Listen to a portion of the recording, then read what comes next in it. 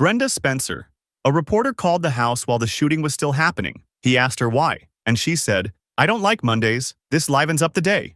On the morning of January 29, 1979, 16-year-old Brenda Spencer loaded a rifle, sat by her front window, and began firing across the street at Grover Cleveland Elementary School in San Diego. Children were waiting for the gates to open, and she shot 8 of them. She started with 9-year-old Cam Miller, because he was wearing blue, her favorite color. Principal Burton Ragg ran outside to help, but she killed him. Custodian Mike Suture tried to drag Ragg to safety. She killed him too. A police officer was hit in the neck. 36 rounds, 15 minutes. Then she barricaded herself inside. The phone rang. A reporter from the San Diego Tribune had been calling houses near the school looking for witnesses. Spencer picked up the phone. He asked her if she could see the shooting, and she said, "Who do you think's doing the shooting?" Spencer lived with her father in a house littered with empty bottles. They shared a single mattress on the floor. Staff at her school had flagged her as suicidal. A psychiatrist recommended she be admitted to a mental hospital, but her father refused. That Christmas, she asked for a radio. Instead, he gave her a Ruger semi-automatic rifle with a telescopic sight and 500 rounds of ammunition. She later said, "He bought the rifle so I would kill myself." She surrendered after a 7-hour standoff. Once negotiators promised her a Burger King meal. Spencer pleaded guilty to 2 counts of first-degree murder. She was sentenced to 25 years to life, denied parole 6 times. She's still in prison. She is considered the first modern school shooter in American history. At her 2001 hearing, she said something no one expected. "With every school shooting, I feel I'm partially responsible. What if they got the idea from what I did?" Lionel Tate. He was 12 years old, and he said he was just copying what he saw on TV. On the night of July 28, 1999, Lionel Tate was left alone with 6-year-old Tiffany Unick in his family's living room in Broward County, Florida. His mother was upstairs. The TV was on. Professional wrestling. She called down and told them to be quiet. 45 minutes later, Lionel came upstairs and said Tiffany wasn't breathing. She wasn't just not breathing. Her skull was fractured. Her liver was lacerated. She had a broken rib, a swollen brain, and bruises across her legs, feet, and neck. Over 35 separate injuries. Doctors compared the force to being hit by a car. Tiffany was just 6, and Lionel was 12. He said he was imitating wrestling moves from television. He didn't mean to hurt her, but no wrestling move fractures a skull, no accident lacerates a liver, and no 12-year-old inflicts 35 injuries on a 6-year-old without knowing exactly what he's doing. The jury convicted him of first-degree murder. The judge called his actions cold, callous, and indescribably cruel. Lionel Tate became the youngest person in modern American history sentenced to life without parole. He was only 13.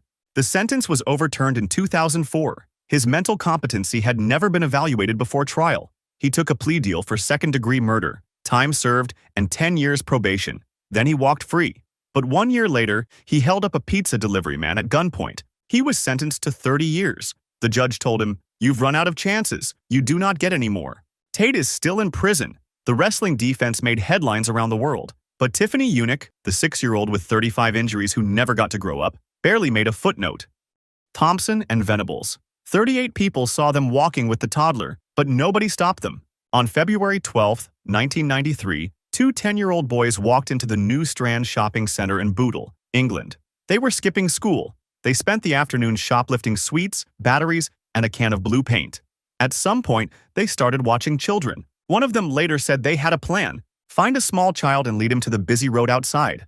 At 3:42, CCTV captured them taking 2-year-old James Bulger by the hand and leading him out of the shopping center. His mother had let go for a few seconds to pay at the butcher's counter. Thompson and Venables walked James 2.5 miles across Liverpool. He was crying. They told anyone who asked that he was their little brother. 38 people saw them, but almost nobody intervened. They led him to a railway line. What happened next took investigators weeks to reconstruct. They threw blue paint into his eyes. They kicked him. They stomped on him. They threw bricks and stones at his body. They forced batteries into his mouth. They even dropped a 22-pound iron bar on his head. The pathologist counted 42 separate injuries, but none could be identified as the fatal blow.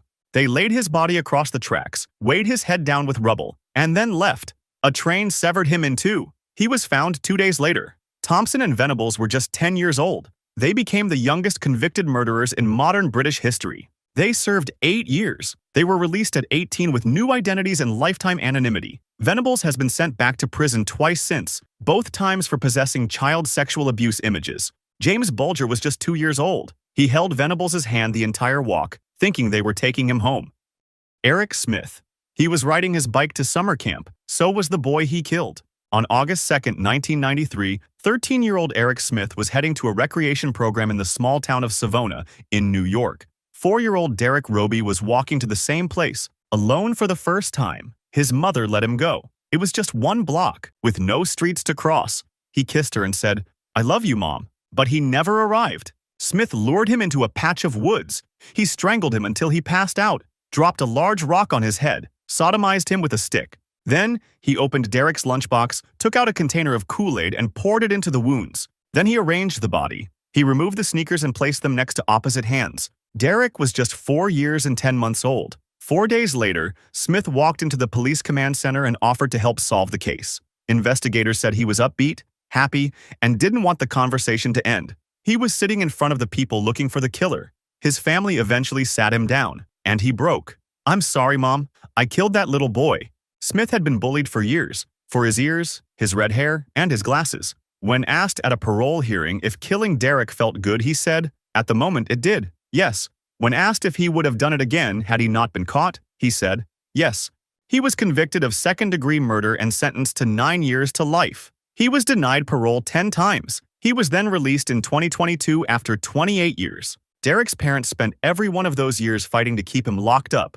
On August 2nd, wherever they are, they still get white ice cream with sprinkles. That's what Derek called vanilla.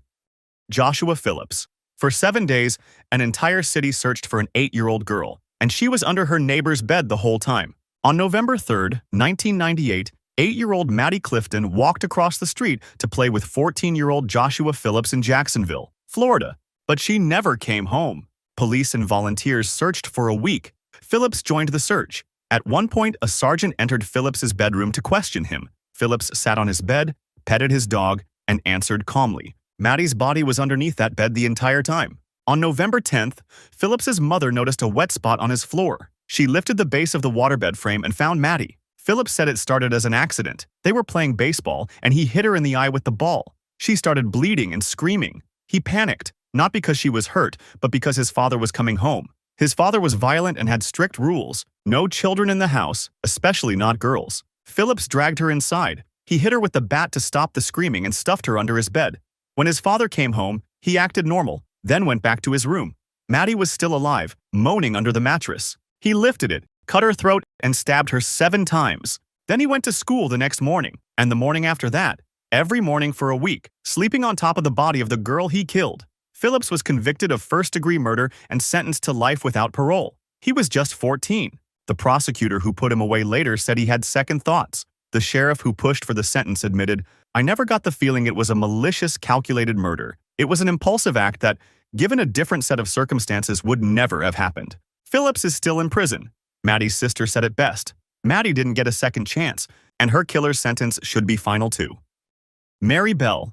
Her mother tried to kill her before she could walk, and by the time she was 10, she was killing other people's children. Mary Bell was born in 1957 in Scotswood, one of the poorest neighborhoods in Newcastle, England.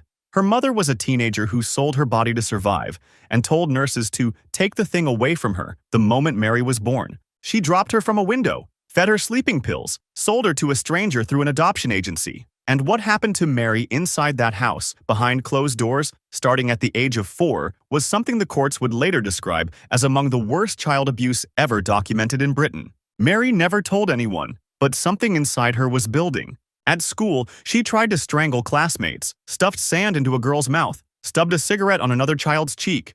The teachers noticed. They called the police, but nobody did anything. On May 25, 1968, the day before her 11th birthday, Mary strangled 4-year-old Martin Brown in a derelict house. Police couldn't determine a cause of death and ruled it an accident. The next day, she broke into a nursery and left notes. One read, "We did murder Martin Brown, you bastard." Police dismissed them as a prank. 2 months later, she strangled 3-year-old Brian Howe on a patch of wasteland. She carved the letter M into his stomach with a razor blade. She even mutilated his body with scissors. At Brian's funeral, a detective watched Mary standing outside as the coffin was carried out. She was laughing, rubbing her hands together. He later said, "I thought, my God, I've got to bring her in. She'll do another one." She was convicted of manslaughter on grounds of diminished responsibility. She was just 11. She was diagnosed with psychopathic personality disorder. She served 12 years and was then released at 23 with a new name and lifetime anonymity. She has a daughter now, and a granddaughter. Neither name has ever been made public. The courts decided that the child who killed 2 boys deserved a second life, one that no one would ever be allowed to find.